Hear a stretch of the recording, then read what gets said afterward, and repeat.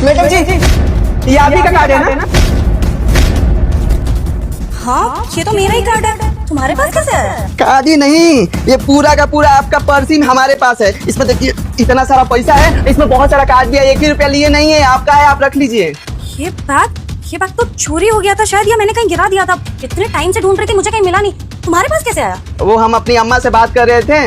अम्मा, हम शहर पहुंच गए हैं, अभी काम धंधा मिला नहीं है पर ढूंढ रहे हैं, मिल जाएगा। तुम चिंता मत करो, हम अच्छे से अपना ध्यान रखेंगे, खाना पीना भी समय से खा लेंगे। और हाँ, जैसे ही काम मिल जाएगा ना और पैसा आ जाएगा तो तुम्हारे लिए भेज देंगे हम। किसका पर्स है? अम्मा, हम आपसे बाद में बात करते हैं, ठीक है? प्रणाम, रखते हैं। ये पर्स किसका है? अरे बाप रे, इसमें तो सारा पैसा है। शहर में पहली बार आए, हमारी किस्मत ही खुल गया। अब तो कमाने की जरूरत है ही नहीं, पैसों का लेकर हम भाग जाते हैं। नहीं, ये तो गलत होगा ना। ये भी तो किसी के हक के पैसा होगा, और हम गांव से शहर कमाने आए हैं। पैसा चोरी कर लेंगे, कोई आया होगा हमारे जैसा कमाने वाला तो बेचारे का नुकसान हो जाएगा ना। और हमारी अम्मा कहा करती है कि बेटा चोरी चकारी मत करिए, उनके संस्कारों के खिलाफ नहीं जा सकते। पर ये किसका है, कोई दिख भी नहीं रहा है। ये तो ID कार्ड लग रहा है, घर का पता भी लिखा हुआ है और फोटो भी है इसमें। काम करता हूँ, इसी पते पर चला जाता हूँ, जिसका होगा उसे दे दूंगा, उसको बेचारे को मिल भी जाएगा।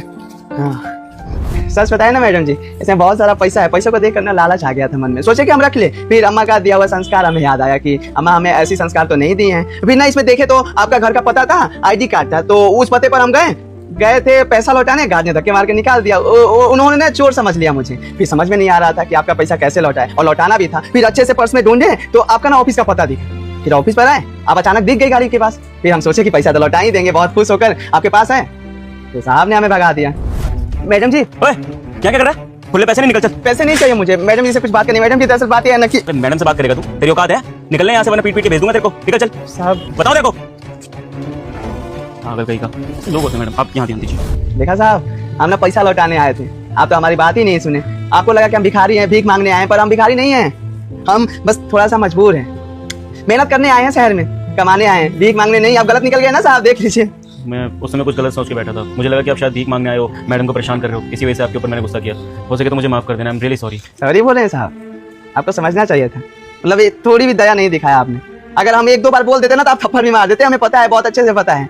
खैर कोई बात नहीं साहब, हम जैसों के साथ ऐसा ही होता है। पर हम चोर नहीं हैं, जानते हैं साहब।